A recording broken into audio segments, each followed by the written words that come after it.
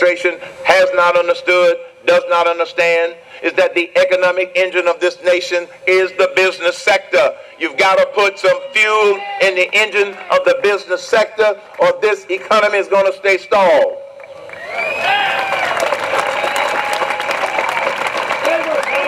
This is why I have put together a bold economic and jobs plan.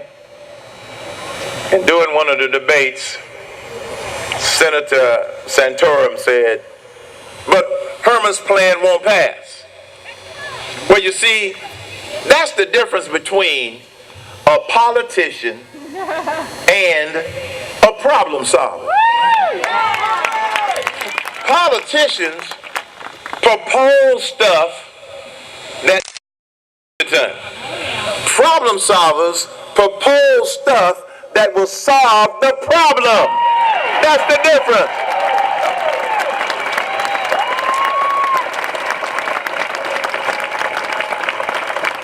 My first job out of college, out of Morehouse College, was a ballistics analyst with the Department of the Navy. And as a ballistics analyst, we determined the fire control parameters that would go into the fire control system to help our ships and our fighter aircraft properly aim their weapons when they were about to fire.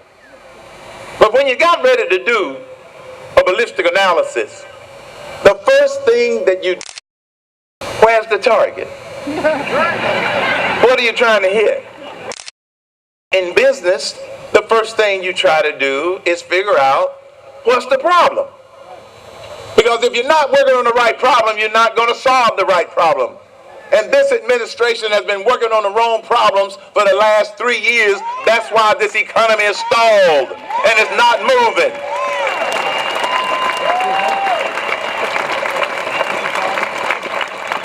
Here's how we work on the right problem and fix this economy. Step one, throw out the current tax code, all of it. Throw it out.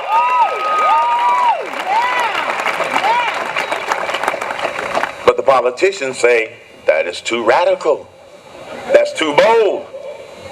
And after you throw it out, you replace it with a plan that we have come up with called the 999 plan.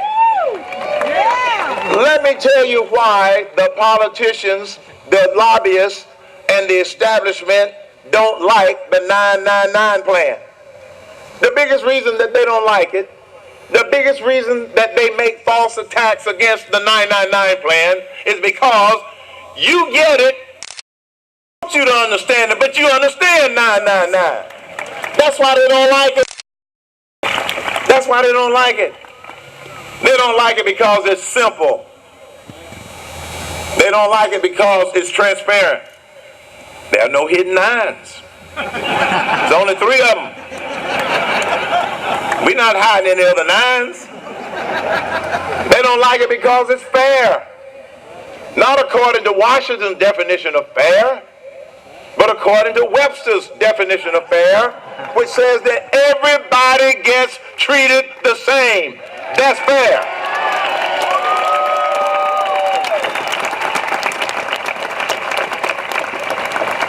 And so thanks to you, the American people, you get it.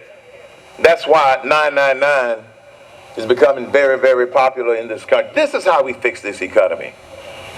And my approach to all of these problems is the same type of approach. You're familiar with a lot of my ideas. I'm not going to go through all of them, but it starts with the right leadership. Yeah. Surrounding yourself with the right people. Yeah. And making sure that you're working on the right problem. Yep. We have the biggest economic engine in the world. We just simply have to put some fuel in it.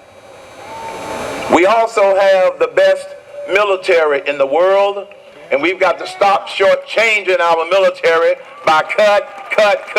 Let's invest in our military.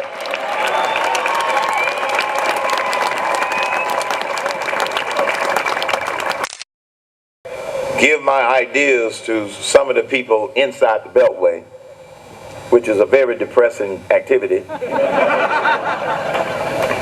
always say, well, you know, your 999 plan might sound all catchy, but you can't get it passed. I said, why?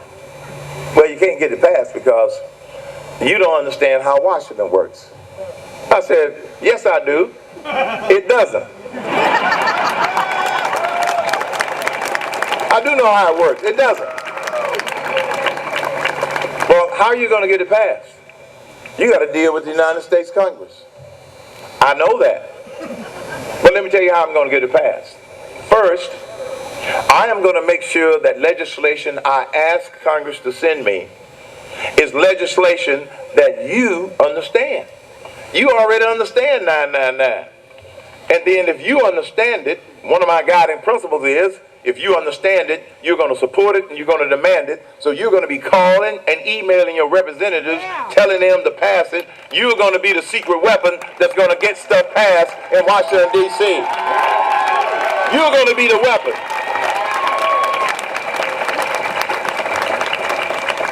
So that's how we're going to get stuff passed. Because as president, Herman Cain is not going to be a president of the politicians. Not going to be a president of Washington, D.C. Not going to be a president of the bureaucracy. I'm going to be a president of the people, for the people, and by the people. I will represent the people first. First.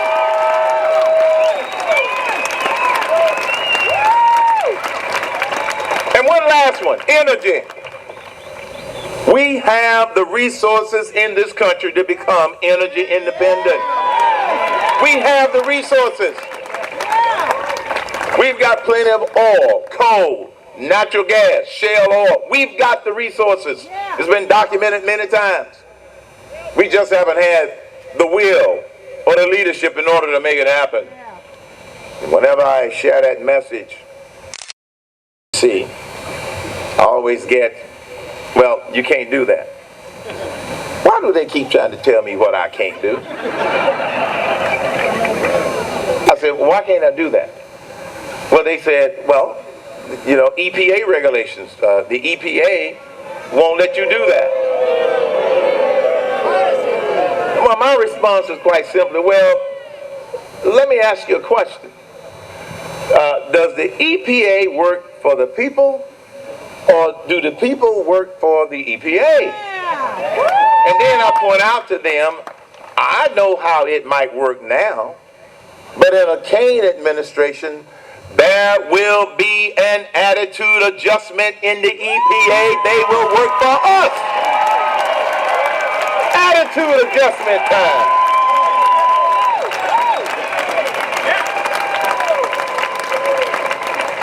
President Obama goes to Brazil and loans them $2 billion to drill oil off their shore. And then tells the Brazilians that America is going to become their best customer. Let me tell you what the Cain document is going to be. America is going to be its own best customer. Drill, dig, explore, right here in the United States of America.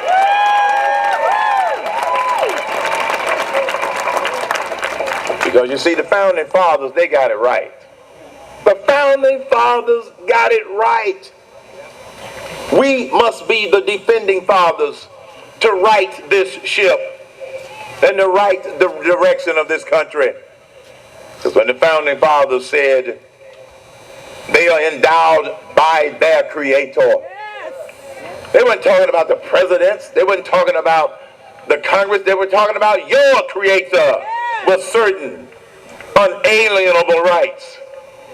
That among these are life, liberty, and the pursuit of happiness.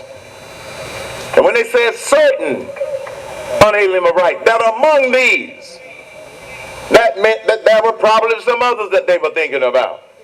I happen to think that they were thinking about some other unalienable rights, such as the unalienable right to protect yourself, to protect your family, and to protect your property. We call it the Second Amendment to the Constitution of the United States of America. An unalienable right.